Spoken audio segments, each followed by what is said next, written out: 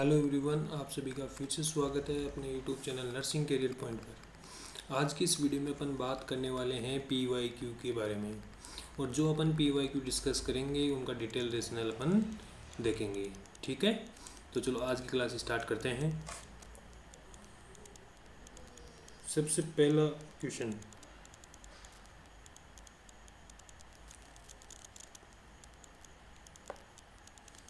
Which of the following is normal oxygen saturation level in a full term newborn at 1 minute after birth.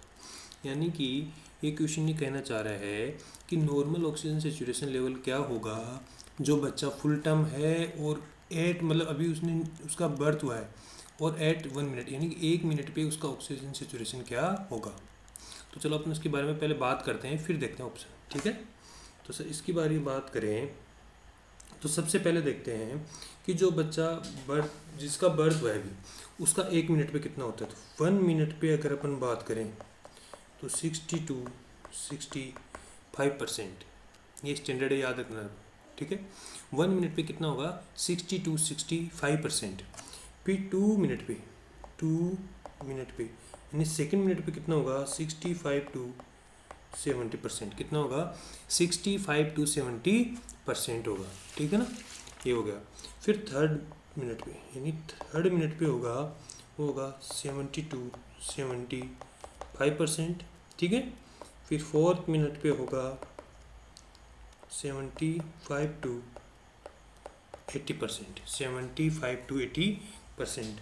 और फिर fifth minute पे होगा 80-85%, 80-85%। ठीक है, और फिर अपन 10 मिनट की बात करें तो 10 मिनट पे होगा 85-95%। अब आप देखो कि जो 1 मिनट से लेके 5 मिनट तक का है उनमें तो 5-5 मिनट का मतलब 5% का गैप आ रहा है, बट जो 10 मिनट पे उस पर 10% का गैप आ रहा है। तो आपने को याद क्या रखना है कि एक फिक्स है। ठीक है, इसको याद करना ही पड़ेगा। अब जो एग्जामिनर ने पूछा, ये नोट सीट का PYQ है, और एग्जामिनर ने क्या पूछा कि एट बर्थ यानी जब बच्चे का जन्म हुआ है तो फर्स्ट मिनट पे कितना हुआ है। तो फर्स्ट मिनट की अपन अगर बात करें तो फर्स्ट मिनट में अपने पास है 60-65%। ठीक है, ये हो गया।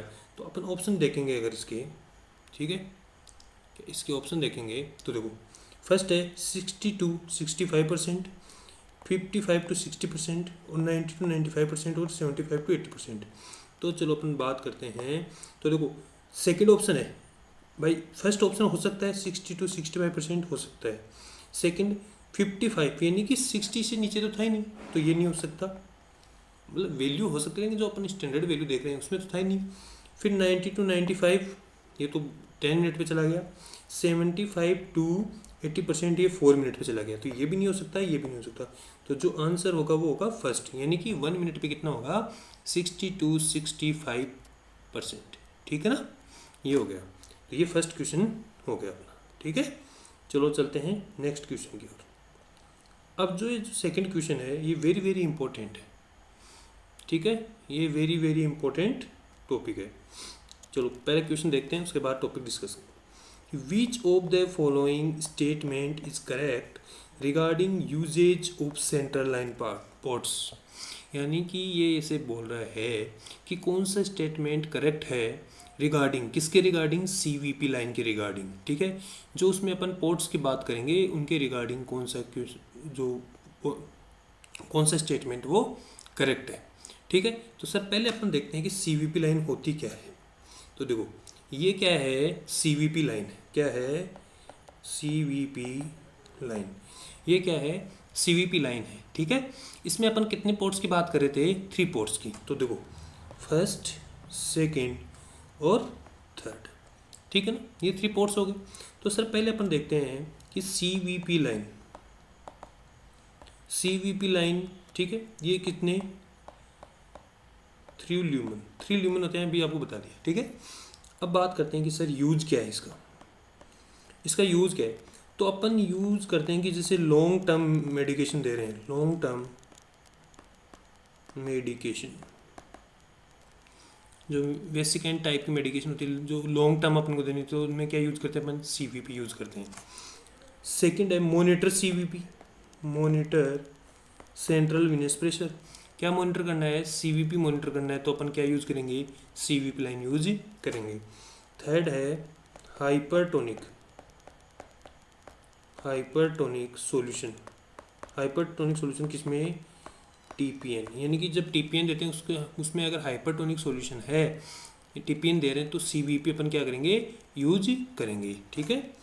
और measure right atrium pressure, right atrium pressure use करने के लिए भी क्या करते हैं अपन? सीवीपी यूज करते हैं। ठीक है, ये हो गया। अब सर अपन बात करें इसके रिगार्डिंग कुछ इम्पोर्टेंट पॉइंट्स हैं जो एग्ज़ाम के पॉइंट ऑफ व्यू से वेरी वेरी इंपॉर्टेंट पॉइंट है। ठीक है, सबसे पहले सर बात करते हैं कि सर मोस्ट कॉमन साइट क्या है? मोस्ट कॉमन साइट क्या है जो सीवीपी इंसर्ट अपन जिसमें करते हैं? तो मोस्ट कॉमन साइट क्या है? वो है राइट इंटरनल जुगुलर वेन। ठीक है ना, तो ये हो गया राइट इंटरनल जुगुलर वेन। ठीक है, ये हो गया राइट इंटरनल जुगुलर वेन। ये क्या है? मोस्ट कॉमन साइट है किसकी? सीवीपी इंसर्शन की। ठीक है, ये हो गया। Sir most common site, most common site for TPN अपन ने बात की अभी यूजेज में कि टीपीएन जब देते हैं तो ये यूज करते हैं। तो सर जब टीपीएन में अगर ये यूज कर रहे हैं तो कि सर कौन सी साइट मोस्ट कॉमन यूज करेंगे अपन? तो वो करेंगे सब क्लेवियन, सब क्लेवियन वेन। कौन सी करेंगे? सब क्लेवियन वेन। ठीक है, most common site for TPN के लिए होगा सब क्लेवियन वेन होगी। फिर सर बात करें कि sir most common site with less risk of infection, यानी कि सर मोस्ट कॉमन साइट बताओ जो क्या हो कि विथ किसके साथ बहुत कम चांस हो कि इन्फेक्शन हो, तो वो मोस्ट कॉमन साइट कौन सी है? सब क्लेवियन, सब क्लेवियन। ठीक है, ये हो गया। अब सर आगे बात करें इनकी फर्स्ट, सेकंड, थर्ड। अब फोर्थ पॉइंट की अगर बात करें तो sir most common site, most common site with high risk of infection, तो ये है फीमोरल वेन। यानी कि अगर अपन बात करें कि सर मोस्ट कॉमन साइट बताओ लेस इन्फेक्शन, तो सब क्लेवियन। सर मोस्ट कॉमन साइट बताओ किसके साथ हाई रिस्क ऑफ इन्फेक्शन, तो फीमोरल वेन। ठीक है, ये हो गया। अब फिफ्थ पॉइंट की बात करते हैं sir most common site with high risk of pneumothorax, pneumothorax, तो उसमें बात करते हैं अपन सब क्लेवियन वेन। ठीक है, तो अब देखो ये जो 5 पॉइंट हैं इनके बार वो अपन क्या कर रहे हैं? रिकैप कर लेते हैं। ठीक है, तो चलो देखो सबसे पहले देखते हैं कि मोस्ट कॉमन साइट, कि मोस्ट कॉमन साइट है कौन सी? तो वो है राइट इंटरनल जुगुलर वेन। क्या है? राइट इंटरनल जुगुलर वेन है। फिर सर बात करते हैं कि most common site for TPN, TPN के लिए मोस्ट कॉमन साइट कौन सी है? तो वो है सब क्लेवियन वेन। कौन सी है? सब क्लेवियन वेन। फिर पूछे sir most common site with less risk of infection, तो वो है सब क्लेवियन। यानी कि टीपीएन की बात करें तो उसमें कौन है? सब क्लेवियन। फिर बात करें किसकी? सर लेस चांसेस हो किसके? इन्फेक्शन के, तो उसमें भी क्या? सब क्लेवियन। ठीक है, फिर most common site with high risk of infection, यानी कि हाई रिस्क ऑफ इन्फेक्शन के लिए बात अगर करते हैं तो वो क्या है? फीमोरल वेन है। ठीक है, फिर sir most common site with high risk of pneumothorax, तो वो क्या है? सब क्लेवियन है। यानी कि सब क्लेवियन का सब क्लेवियन 3 पॉइंट में आ रहा है। कौन कौन से में? वो पहले टीपीएन में आ रहा है। मोस्ट कॉमन साइट टीपीएन की कौन सी है? सब क्लेवियन। ठीक है, लेस मतलब लेस चांसेस रिस्क किसके साथ? इन्फेक्शन के साथ किसमें है? सब क्लेवियन। और हाई चांसेस किसके हैं? न्यूमोथोरेक्स के किसमें है? सब क्लेवियन में। ठीक है, तो ये बात हो गई क्या? कुछ की पॉइंट्स को किसके बारे में, सेंट्रल वीनस लाइन के बारे में, ठीक है, ये बात होगी। अब सर बात करते हैं कि जब भी सीवीपी डालते हैं, क्या सर जब भी सीवीपी इंसर्शन करते हैं, सीवीपी इंसर्ट करते हैं तो उसका टिप पॉइंट कहाँ रहेगा, टिप पॉइंट कहाँ रहेगा, तो उसकी बात करें तो वो रहेगा between right atrium and SVC superior vena cava, यानी कि इसको बोलते हैं केवो एट्रियल जंक्शन, केवो एट्रियल जंक्शन, ठीक है ना, इसको क्या बोलते हैं, केवो एट्रियल जंक्शन, ठीक है, ये हो गया। अब सर बात करते हैं पोजीशन, क्या जब अपन सीवीपी लाइन इंसर्शन करते हैं तो पोजीशन कौन सी देते हैं, तो पोजीशन की सर जब भी बात करेंगे तो देते हैं अपन ट्रेंडलबर्ग, क्या ट्रेंडलबर्ग पोजीशन क्या होती है कि देखो ये सरफेस है, ठीक है, इसमें क्या अपने को लेटाना, ये बेड हो गया तो ऐसे होती है, यानी कि अपन बात करें अगर तो हेड, ठीक है, तो हेड क्या होगा डाउन और लेग क्या होंगे अप, ये क्या हो गई ट्रेंडलबर्ग पोजीशन हो गई।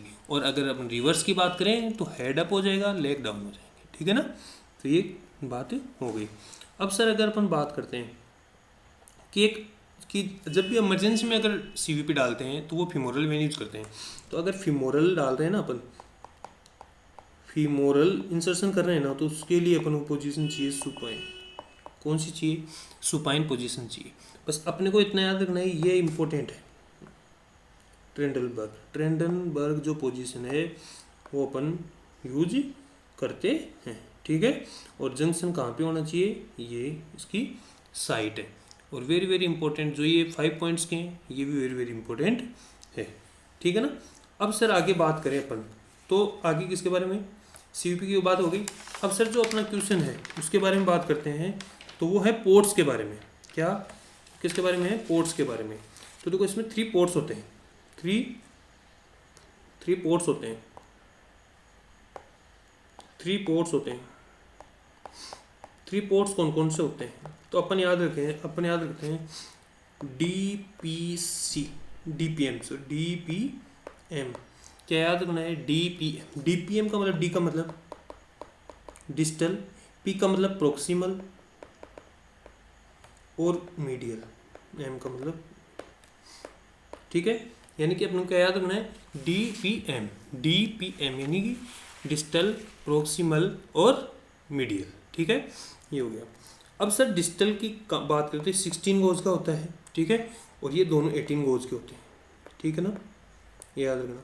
अब सर इसकी कलर कोडिंग की बात कर लेते हैं, तो डिस्टल होता है जो ब्राउन कलर का होता है, ब्राउन कलर का, ठीक है, और जो प्रोक्सिमल होता है वो वाइट कलर का होता है, और जो मीडियल होता है वो होता है ब्लू कलर का, किसका होता है, ब्लू कलर का। अब देखो अपन जो अपने पिक देखी थी इसमें देख लो कि देखो ये ब्राउन कलर है, ये ब्राउन कलर है,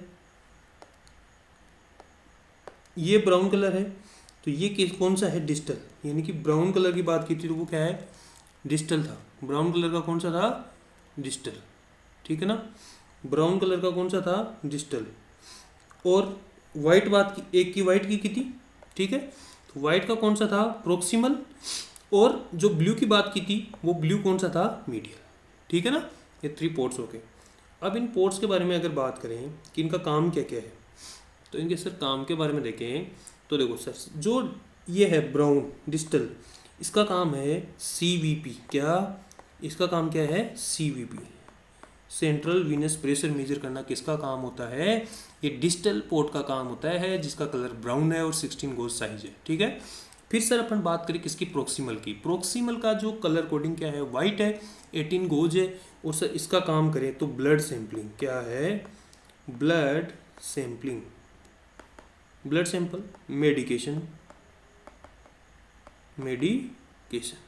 समझ गए कि जो प्रोक्सिमल है उसका क्या काम है, ब्लड सैंपल ले सकते हैं, मेडिकेशन दे सकते हैं। फिर सर अपन बात करते हैं मीडियल की जब भी बात करेंगे तो ये इसका काम है TPN, यानी कि टोटल पेरेंटल न्यूट्रिशन, इसका क्या काम है, TPN। तो इनको याद अपने को रखना है। तो अब इसको शॉर्ट तरीके से याद रखने की ट्रिक है कि DPM, क्या DPM क्या करती है, CBT क्या करवाती है, कंप्यूटर बेस्ड टेस्ट, यानी क्या करवाती है, कंप्यूटर बेस्ड टेस्ट। डीपीएम क्या करवाती है, सीबीटी। सीबीटी अब देखो इसको ऐसे रखो आमने सामने, डी का मतलब सीवीपी, पी का मतलब पीबी मतलब ब्लड ट्रांसफ्यूजन या मेडिकेशन, और एम का मतलब टीपीएम। ठीक है, तो ये इस हिसाब से अपने को याद रखना है। ठीक है, अब सर कुछ और बात कर लेते हैं अपने सीवीपी के बारे में, यानी कि अब इसकी बात करते हैं ड्रेसिंग की। सर ड्रेसिंग की अगर बात करें अपन, तो सर जो सॉल्यूशन यूज़ करना है, सॉल्यूशन यूज़ कहाँ करना है, इंसर्शन साइट पे, जहाँ अपने को इंसर्शन साइट इंसर्ट कर रखा है उस वहाँ यूज़ करना है अपने को 2% CHG। ठीक है ना, 2% CHG। ठीक है, और हब, जो हब है उसका, अगर हब को अपन क्लीन करेंगे तो 70% आइसोप्रोपाइल एल्कोहल यूज करना है। ठीक है, और जो हब यानी की पार्ट होता है, जो की पार्ट है ना उसको यूज करना है अपने को, और कितनी देर के लिए, 30 सेकंड के लिए, 30 सेकंड के लिए। ठीक है, ये हो गया। और क्लीन कैसे करना है, जो अपन क्लीन करेंगे वो क्लीन करना कैसे है, centre to periphery, centre to periphery करना है। ठीक है ना, तो ये बात अपनी हो गई। ठीक है, अब सर इसमें अगर ड्रेसिंग की बात और करें, अगर ट्रांसपेरेंट ड्रेसिंग है उसकी बात करें तो अपन 5 to 7 डेज में चेंज करनी होती है, और गोज है तो वो 1 to मतलब यानी कि 1 to 2 डेज में चेंज करना होता है। और इनमें दोनों में कंडीशन है कि इफ़ सोइल्ड यानी पहले अगर अपने को लग रहा है वो ख़राब हो गया है, गंदा हो गया है, तो अपन पहले भी इसको चेंज कर सकते हैं। ठीक है, और इसमें जो पोजीशन देनी है ड्रेसिंग करने के टाइम, तो वो देनी है हेड ऑफ बेड एलिवेटेड, कितना, 15 to 30 डिग्री। ठीक है, ये याद रखना है। अगर वो जिस टाइम अपन ड्रेसिंग चेंज कर रहे हैं उस टाइम अपने को क्या कंप्लेन करे, वो कंप्लेन करे टेकिपनिया की हो, मतलब कि रेस्पिरेटेड बहुत ज़्यादा हो जाए एंड बीपी कम हो जाए, बीपी डाउन हो जाए, तो इसका मतलब क्या हो गया, एयर एम्बोलिज्म। एयर एम्बोलिज्म में जो पोजीशन देते हैं अपन, वो देते हैं left side head down position. ठीक है, इसको मतलब इसको बोलते हैं अपन ट्रेंडलनबर्ग। ठीक है, ये PYQ है, वेरी वेरी इंपॉर्टेंट क्वेश्चन है ये। एयर एम्बोलिज्म में कौन सी पोजीशन देते हैं अपन, लेफ्ट साइड हेड डाउन यानी ट्रेंडलबर्ग पोजीशन देते हैं। और अगर CVP का क्वेश्चन एक और आया हुआ है, वो CVP का क्वेश्चन ये है कि अगर कोई पोर्ट है अपन उसको यूज नहीं कर रहे, क्या नहीं कर रहे, यूज नहीं कर रहे अपन, तो उसको 72 आवर में क्या कर, सॉरी 24 आवर में, एवरी 24 आवर उसको क्या है, एवरी 24 आवर में क्या करना है, फ्लश करना है उसको। ठीक है, ये दोनों क्वेश्चन नोट सेट में आए हुए हैं। ठीक है ना, तो ये अपनी बात किसकी हो गई, CVP की बात हो गई। अब सर CVP के बारे में अगर देखें, जो ऑप्शन है वो देखते हैं। ठीक है, तो देखो सर प्रोक्सिमल पार्ट TPN अभी बताया था, क्या याद रखो आप, DPM। DPM क्या करवाती है, CBT करवाती है। तो D का मतलब C क्या करवाती है, C करवाती है। तो अपन सबसे पहला ऑप्शन इसमें प्रोक्सिमल का है, तो प्रोक्सिमल क्या करवाएगी, B। ठीक है, यानी कि ब्लड सैंपलिंग। तो देखो TPN तो नहीं हो रहा ना, क्रॉस, फिर देखो ब्लड सैंपलिंग हो सकता है, और CVP यानी कि क्रॉस। ठीक है, अब बचे सेकंड और थर्ड आंसर। तो सर बात करते हैं किसकी, यानी कि ये फर्स्ट में तो दोनों सेम है। अब बात करते हैं मीडियल पोर्ट की। मीडियल पोर्ट क्या करवाता है, T यानी TPN। DPM क्या करवाती है, CBT। M के क्या करवाएगा, T, तो T करवाएगा यानी कि TPN। तो TPN इसमें है, इसमें नहीं है, इसमें CVP है। ठीक है, तो ये कैंसिल हो गया, जो डिजिटल था वो CVP करवाता ही है, तो ये सेकंड आंसर अपना करेक्ट आंसर है। ठीक है, सेकंड आंसर अपना क्या हो गया, करेक्ट आंसर हो गया। ठीक है, ये क्वेश्चन था। ठीक है, तो CVP के बारे में एक बार पूरा देख लिया आपने, ये वेरी वेरी इंपॉर्टेंट है, एग्जाम में आता ही है। ठीक है, चलो अब चलते हैं अपन किसमें, नेक्स्ट क्वेश्चन में। जो नेक्स्ट क्वेश्चन है अपना वो है, according to WHO severe protein energy malnutrition describe if MUAC। यानी कि ये पूछ रहा है कि अकॉर्डिंग टू WHO क्या है, according to W H O severe PEM describe if MUSC, ठीक है ना। यानी कि सीवियर प्रोटीन एलर्जी मालन्यूट्रिशन क्या है, अगर अपन MUSC की वैल्यू देखें तो कितनी कट ऑफ रहेगी। तो सर अपन बात करते हैं MUSC की। तो MUSC के बारे में देखें तो मिड अपर आर्म सर्कमफेरेंस, ये क्या होगी, इसकी फुल फॉर्म हो गई क्या, मिड अपर आर्म सर्कमफेरेंस। किसकी फुल फॉर्म हो गई, MUSC की। सर MUSC की बात करें तो ये क्या करती है, इसको जो अपन यूज़ करते हैं वो एज है 6 month to 5 year, 6 month to 5 year. अब सर एक चीज़ और याद रखनी है, वो ये है कि सर ये क्या है, एज इंडिपेंडेंट है, एज इंडिपेंडेंट है, ठीक है ना। तो ये वेरी वेरी इंपॉर्टेंट है, PYQ आया हुआ है कि MUSC एज डिपेंडेंट है या इंडिपेंडेंट, तो इंडिपेंडेंट है, ठीक है। उसकी जो यूज है वो है 6 मंथ टू 5 ईयर। अब इसमें क्या है कि सर जो अपन यूज करते हैं इसको मेजर करने के लिए वो करते हैं साकिर टेप, साकिर टेप। जो साकिर टेप होती है इसमें क्या होती है, 3 वैल्यू होती है, 3 कलर कोडिंग होती है। तो आप देख रहे हैं कि जो कलर कोडिंग है क्या, ये रही, ये क्या है रेड, फिर ये क्या है येलो, और ये क्या है ग्रीन, ठीक है ना। यानी कि रेड येलो ग्रीन, एक होती है रेड, एक होती है येलो, और एक होती है ग्रीन, ठीक है। अब जो रेड येलो ग्रीन की है, अब देखो इसमें यह है कि 5 से लेके देखो 11.5 एन तक क्या है रेड, ठीक है। फिर 11.5 से लेके 12.5 तक क्या है येलो, ठीक है। और फिर 12.5 से लेके आगे क्या है ग्रीन, ठीक है। तो इसकी वैल्यू अगर अपन देखें तो रेड की वैल्यू अपने क्या रहेगी, लेस देन 11.5 सेंटीमीटर। फिर येलो की क्या रही है, अपने येलो की देखें तो लेस देन 12.5 सेंटीमीटर, और ग्रीन की क्या रही, मोर देन 12.5 सेंटीमीटर, ठीक है ना, ये होगी। अब सर अगर रेड की बात करें तो रेड मतलब डेंजर साइन है, तो सर ये सीवियर कैटेगरी में आता है, सीवियर कैटेगरी में आता है।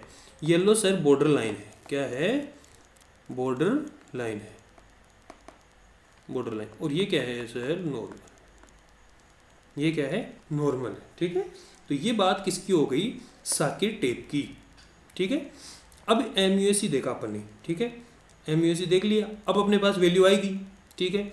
तो वैल्यू अगर अब सर जो साकिर टेप यूज़ कर रहे हैं इसकी मतलब जो लोकेशन क्या रहेगी, अपन यूज़ कहाँ करेंगे, तो उसको हैंड पे यूज़ करते हैं कहाँ, बिटवीन एक्रोमिन, एक्रोमिन प्रोसेस एंड ओलेक्रोन, ओलेक्रोन प्रोसेस के मिड पॉइंट पर, मिड पॉइंट पर, यानी कि एक्रोमिन से लेके ओलेक्रोन के मिड पॉइंट पे यूज करते हैं इसको, ठीक है।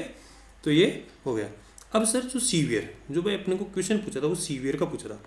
अगर सर वो पूछे सीवियर सेम क्या होता है, सीवियर एक्यूट मालन्यूट्रिशन क्या होता है, तो उसमें कंडीशन है कि एक तो वो क्या होना चाहिए, सीवियर वास्टिंग होना चाहिए, सीवियर वास्टिंग। सीवियर वास्टिंग का मतलब क्या होता है कि weight for height less than -3 standard deviation. ये UPSC का ESIC का ये क्वेश्चन है, ठीक है।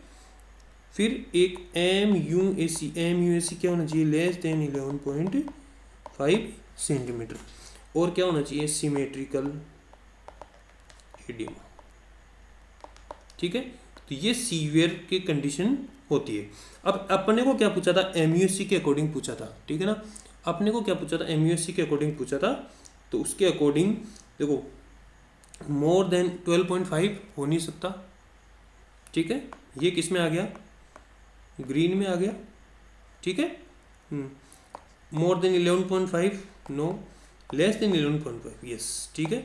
और ये आगे ग्रीन में आ गया, ठीक है। तो थर्ड आंसर होगा, कौन सा आंसर होगा, थर्ड आंसर होगा, ठीक है। तो ये क्या हो गया, प्रोटीन एनर्जी माल न्यूट्रिशन के बारे में, MUC के बारे में देखा है। जो प्रोटीन एनर्जी माल न्यूट्रिशन है पीडीए का टॉपिक है, ये अपन डिटेल से देखेंगे, ठीक है। ये हो गया। अब सर नेक्स्ट क्वेश्चन और आज का लास्ट क्वेश्चन, ठीक है। तो देखो sir, identify the following image, यानी कि आइडेंटिफाई करनी है जो इमेज है, ठीक है। इसके ऑप्शन ये रहे सर, ये गैस सिलेंडर मेजरमेंट करने काम आता है, BPA ब्रिटिश है, या फिर ET प्रेशर कप मैनोमीटर है, या फिर ऑक्सीजन प्रेशर मेजर है, ठीक है। तो सर इसकी बात करते हैं। तो सर ये क्या है, कप मैनोमीटर है, कप मैनोमीटर, यानी कि जो ET ट्यूब होती है उसका प्रेशर मेजर करता है, प्रेशर करता है कौन से किसका प्रेशर, कफ का। जो ET ट्यूब है उसके कफ का प्रेशर मेजर ये करता है, ठीक है। Yes sir. अब सर इसकी बात अगर अपन करते हैं तो इसकी जो वैल्यू है, वो क्या है, वो है 20 to 30 cm/H2O। इसकी यूनिट के एस्पेक्ट में देखें अपन तो इसकी वैल्यू है 20 to 30 cm/H2O। और अगर अपन बात करें mmHg के बारे में तो ये है 18 to 25 mmHg, ठीक है ना। तो ये वैल्यू याद रखनी है। और ये क्या है, नोट सेट का PYQ है, इमेज आई थी और ये ऑप्शन थी, ठीक है। तो ये वैल्यू हो गई और ये कप मैनोमीटर हो गया, ठीक है ना। और ET ट्यूब, इसका आंसर जाएगा ET ट्यूब वाला, यानी कि ET ट्यूब के जो प्रेशर है कप का, उसको अपन क्या कर सकते हैं, इससे मेजर कर सकते हैं, ठीक है। तो आज की क्लास में इतना ही, मिलते हैं नेक्स्ट क्लास में, ठीक है। Thank you. चैनल को लाइक, शेयर एंड सब्सक्राइब जरूर कीजिएगा।